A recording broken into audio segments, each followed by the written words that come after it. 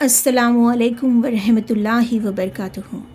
اب بڑھتے ہیں حصہ 4 کی اور، جہاں سے یہ سفر ایک ایسی روحانی بلندی کی طرف مڑتا ہے جہاں آج تک کوئی بشر یعنی انسان یا فرشتہ نہیں پہنچا۔ 7ویں آسمان اور بیت المعمور سے آگے بڑھتے ہوئے اب حضور صلی اللہ علیہ وسلم ایک ایسے مقام پر پہنچے جو ساری کائنات کی آخری حد ہے۔ اسے سدرۃ المنتہا کہا جاتا ہے۔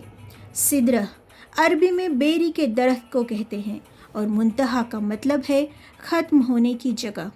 یہ وہ سرحد ہے جہاں زمین سے اوپر جانے والے اعمال رک جاتے ہیں اور اوپر سے نیچے آنے والے احکامات بھی یہیں رکتے ہیں۔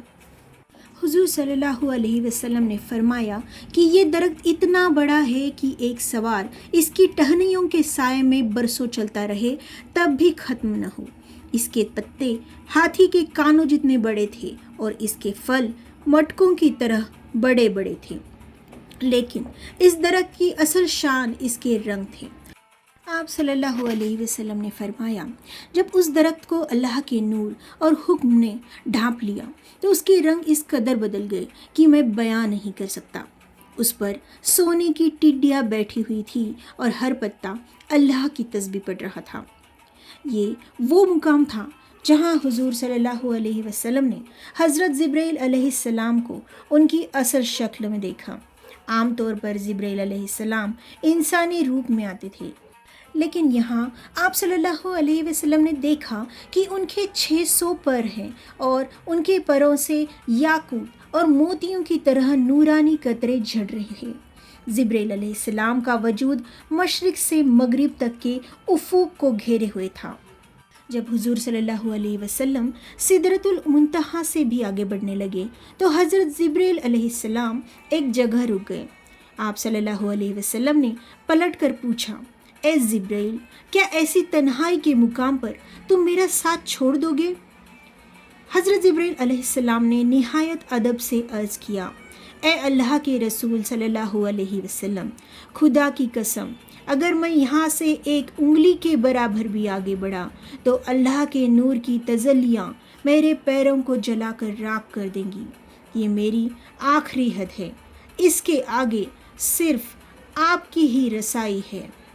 سوچئے اس منظر کو، تمام کائنات کے سردار صلی اللہ علیہ وسلم تنہا رہ گئے۔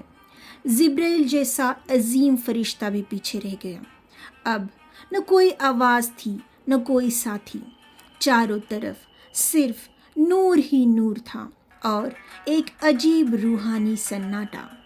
روایتوں میں آتا ہے کہ جبرائیل علیہ السلام کے رکنے کے بعد آپ صلی اللہ علیہ وسلم کے لیے رفرف پیش کیا گیا۔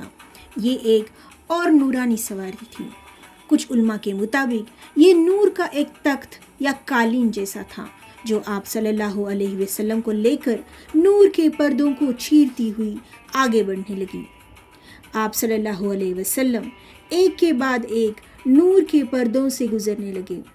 ہر پردہ پچھلے پردے سے کہیں زیادہ روشن اور ہیبت والا تھا۔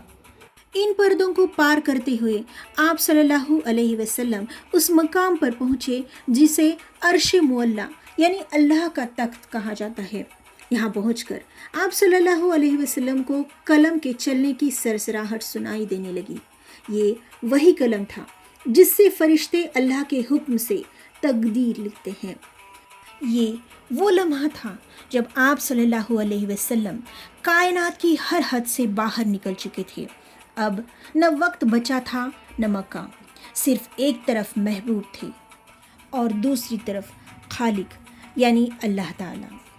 یہاں کیا گفتگو ہوئی اور کیا تحفے ملے، یہ اگلے حصے کی گہرائی کا موضوع ہے۔